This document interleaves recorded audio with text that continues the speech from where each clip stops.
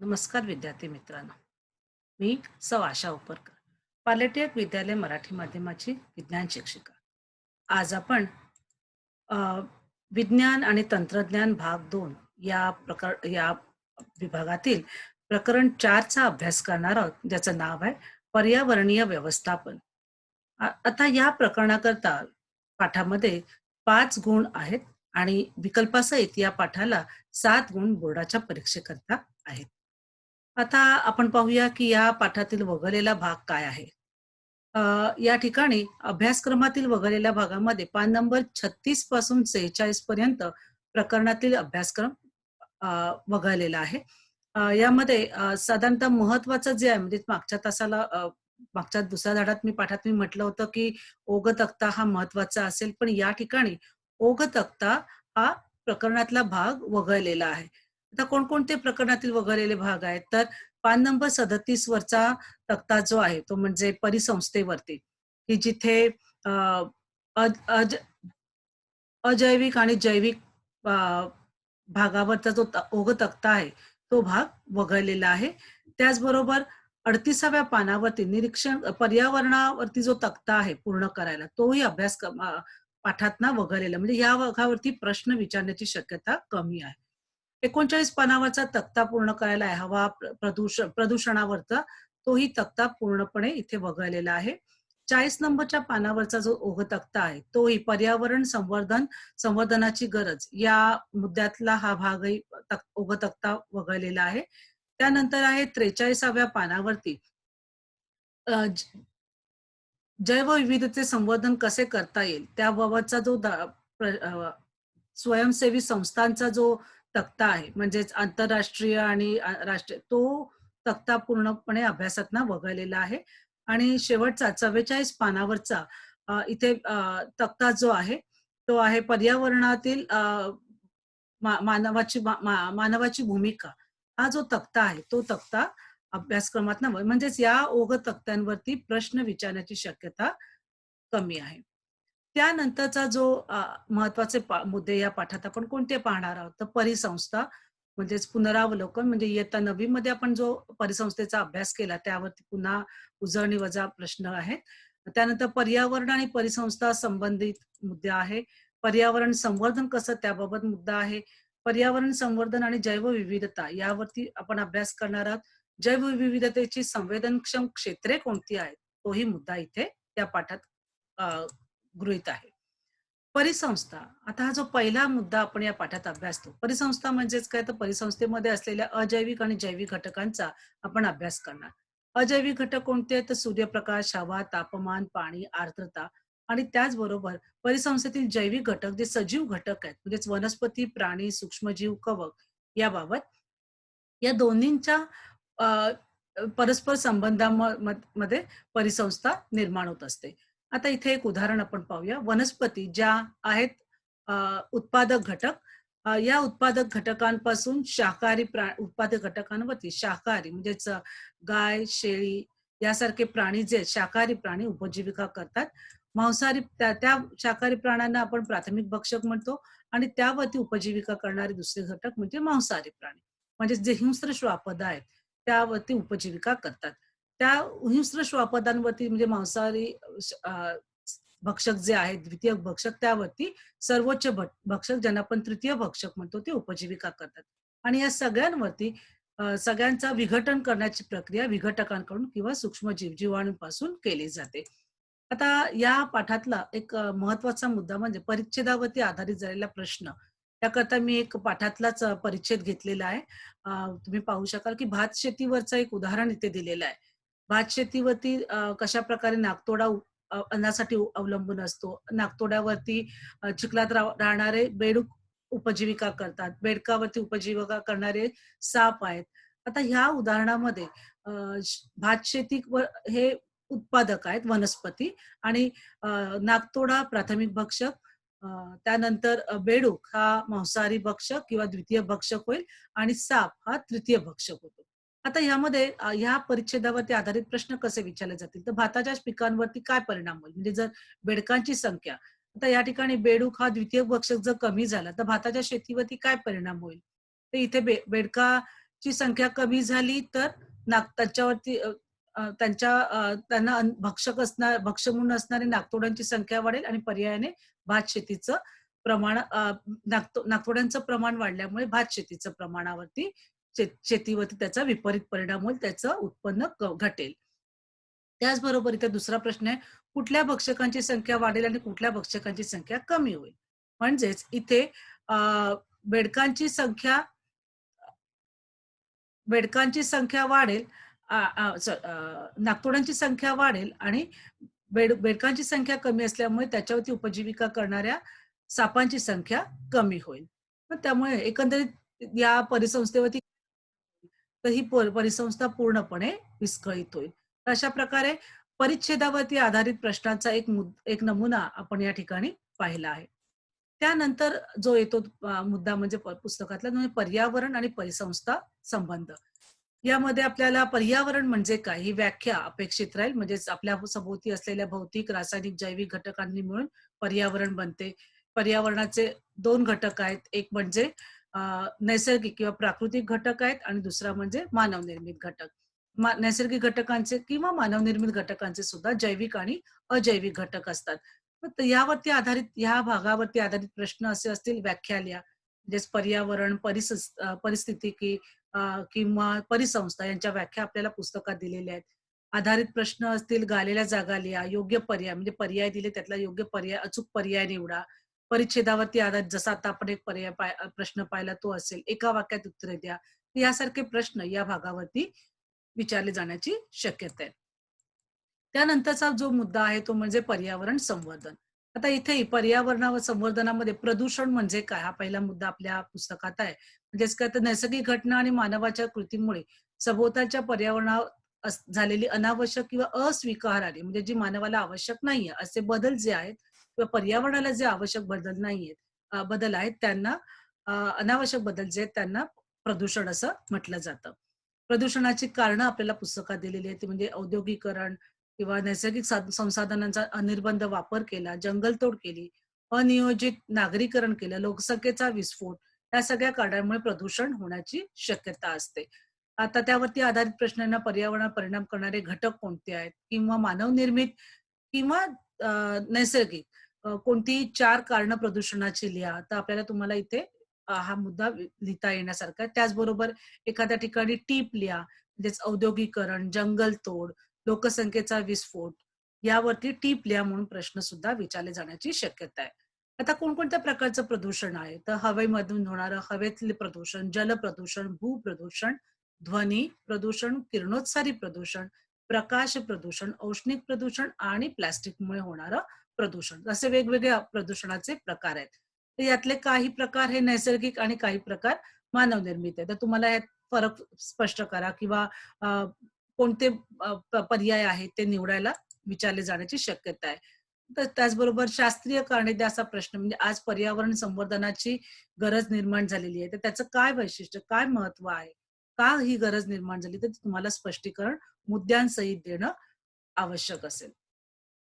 त्यानंतरचा आपल्याला जो मुद्दा आहे तो म्हणजे पर्यावरण संवर्धनाची गरज. मग या ठिकाणी पर्यावरण संवर्धनाची का गरज भासली? संवर्धनासंबंधी काय कायदे आहेत? आणि त्याबाबत हे कायदे आपल्या सर्वसामान्य लोकांना माहीत नाहीत. त्यामुळे याची जनजागृती होणं आवश्यक आहे. म्हणजे या ठिकाणी संवर्धनामध्ये जनजागृती कशी? तर पर्यावरणाविषयी प्रेम निर्माण होणं, सकारात्मक दृष्टिकोन निर्माण होणं, शिक्षणाच्या माध्यमातून जनजागृती करणं. म्हणजेच जर लहान वयापासूनच जर विद्यार्थ्यांमध्ये पर्यावरणाबाबत जागृती निर्माण केली तर पुढे मोठं होऊन त्यांना त्याबाबतची पर्यावरणाची गरज काय आहे किंवा काय फायदे असतात, कशा प्रकारे त्याचं संवर्धन करावं याबाबत ते सज्ञान होतील. तर यावरती आधारित सुद्धा परिच्छेदावरती एक प्रश्न विचारले जाण्याची शक्यता आहे. त्याचबरोबर पर्यावरण संवर्धनाबाबत जनजागृती होणं गरजेचं आहे या विधानाचं स्पष्टीकरण द्या. याचे अचूक मुद्दे पुस्तकातल्या या परिच्छेदामध्ये दिलेले आहे. त्यामुळे तुम्हाला सहज याचं उत्तर व्यवस्थित आणि मुद्देसूद लिहिता येईल. बरं त्यानंतरचं आहे ते पर्यावरण संवर्धन आपली सामाजिक जबाबदारी. आता इथे पहिला प्रश्न येतो तो म्हणजे मानवाची भूमिका महत्वाची आहे. आज पर्यावरण समतोलामध्ये मानवाची भूमिका महत्वाची आहे. तर यामध्ये मानवाचीच भूमिका का? तर मानव हा जो इतर प्राण्यांपेक्षा मानव हा आपली बुद्धी प्रगल्भ बुद्धीचा किंवा स्मरणशक्ती जास्त असते किंवा कल्पनाशक्ती या गुणांच्या आधारावर इतर सजीवांपेक्षा तो त्याचे स्थान महत्त्वपूर्ण ठरवतो आणि त्यामुळे त्याने निसर्गावरती प्रभुत्व स्थापन केलं. म्हणजेच नैसर्गिक साधन संपत्तीचा आपल्या गरजेनुसार त्याने विनियोग केला. आता हे करत असतानाच या सगळ्या घटनांमुळे म्हणजे आपण कारणं देऊ शकतो. नागरीकरण केलं किंवा औद्योगिकरण किंवा धरणे ह्या सगळ्या गोष्टी म्हणजे कशाप्रकारे विनियोग केला ते तुम्ही स्पष्ट करू शकता आणि त्याचबरोबर या नैसर्गिक साधन संपत्तीचा अमर्याद वापर केल्याबरोबरच काय झालं तर पर्यावरणाचा समतोल बिघडला आणि त्यामुळे पर्यावरणाची हानी झाली. हेही तुम्ही म्हणजे दोन्ही दोन्ही सकारात्मक आणि नकारात्मक गोष्टींचा पण इथे मुद्दा तुम्हाला लिहायचा आहे. त्याचबरोबर या पाठामध्ये पर्यावरण संवर्धनामध्ये परिच्छेद पान नंबर 41 वरचा जो परिच्छेद आहे त्याच्यावरती आधारित प्रश्न विचारले जाण्याची शक्यता आहे.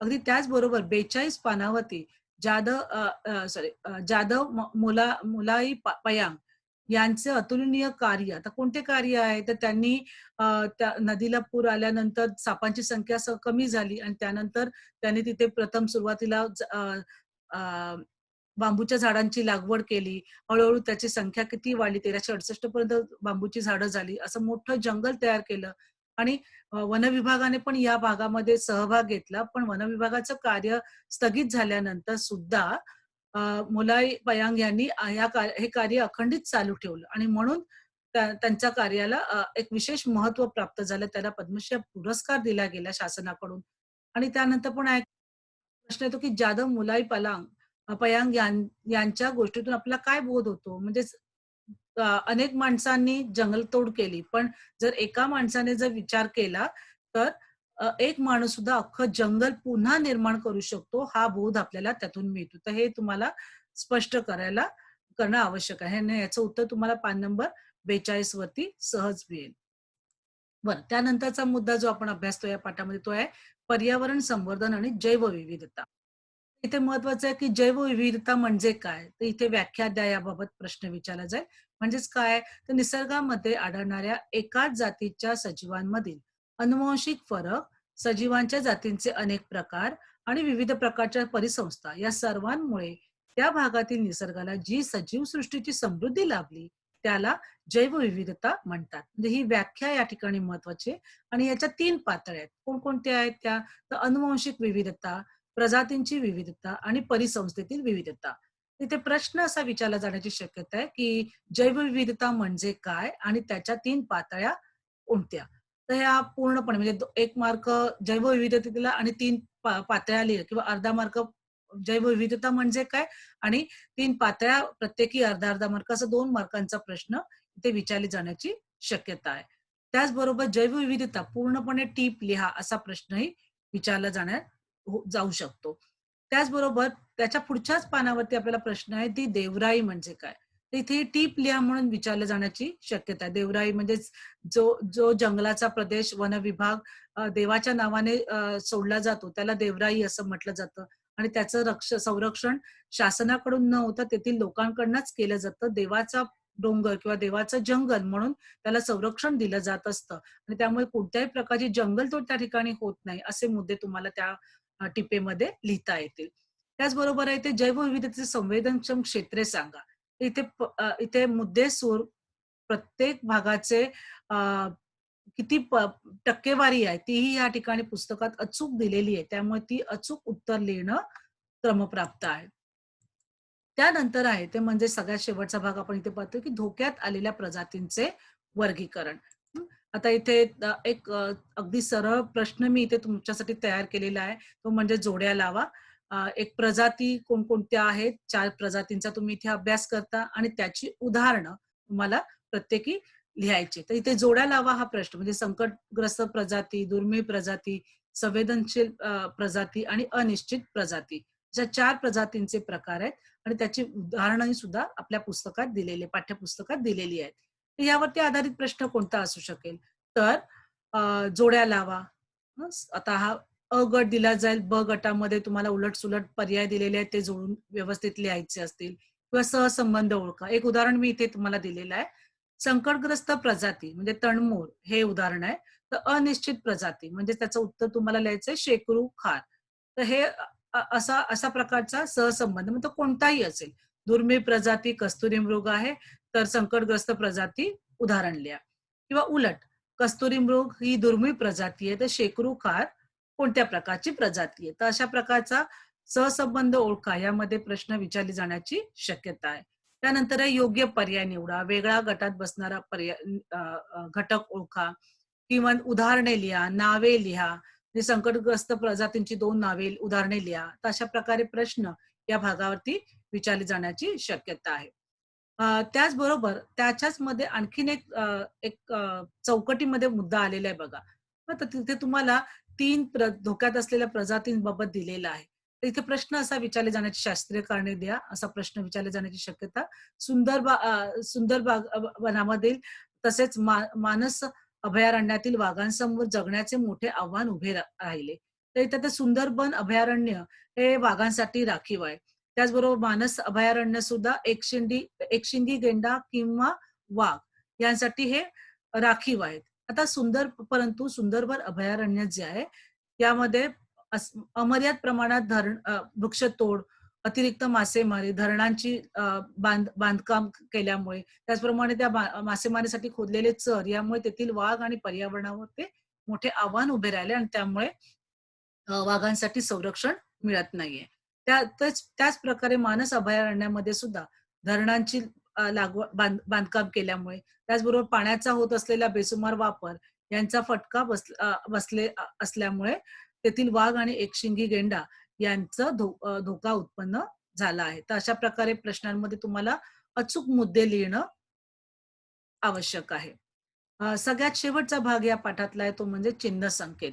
तर इथे काही चिन्ह तुम्हाला दिलेली आहेत आणि त्या चिन्हांचा काय अर्थ आहे ते तुम्हाला लिहायचंय किंवा त्याच्या संदर्भात असलेली तुमची भूमिका काय आहे ते स्पष्ट करा. अशा प्रकारे इथे 1-2 उदाहरणं आपण पाहूया.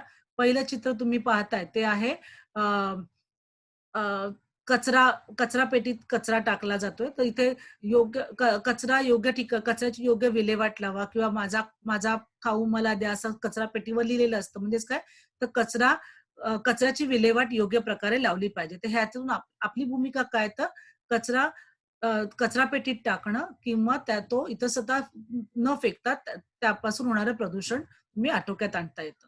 दुसरं चित्र जे आहे ते आहे हरित ऊर्जेचा वापर करावा. म्हणजे हरित ऊर्जेचा वापर केल्यामुळे ऊर्जेबाबतचं जे संकट आहे ते टाळता येतं. तिसरं पण त्याच प्रकारे इथे पाहता येईल की अ, चित अ, चित तिसरं जे चित्र आहे त्यामध्ये आहे सायकलचं चित्र. म्हणजेच काय तर सायकलचा उपयोग करा आणि इंधनांची बचत करा. हे त्यातून आपल्याला अर्थबोध होतो. चौथं चित्र जे आहे त्यामध्ये आहे पाणी वाचवा, जीवन जगवा असा संकेतार्थ आपल्याला इथे मिळू शकतो. 5व्या चित्रामधून पुनर्वापर वस्तूंचा पुनर्वापर कसा आणि पुनर्चक्रीकरण हा मुद्दा इथे स्पष्ट होतो.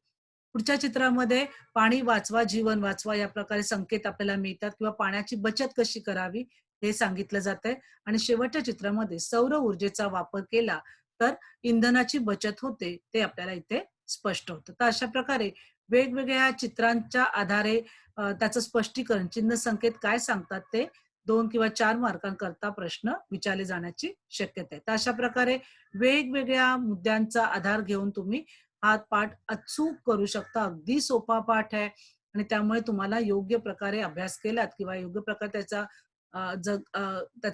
धड्यांचा विचार मुद्द्यांचा नीट केलात तर याचे जे अचूक मार्क आहेत ते तुम्हाला मिळू शकण्याची खूपच चान्सेस आहेत. धन्यवाद.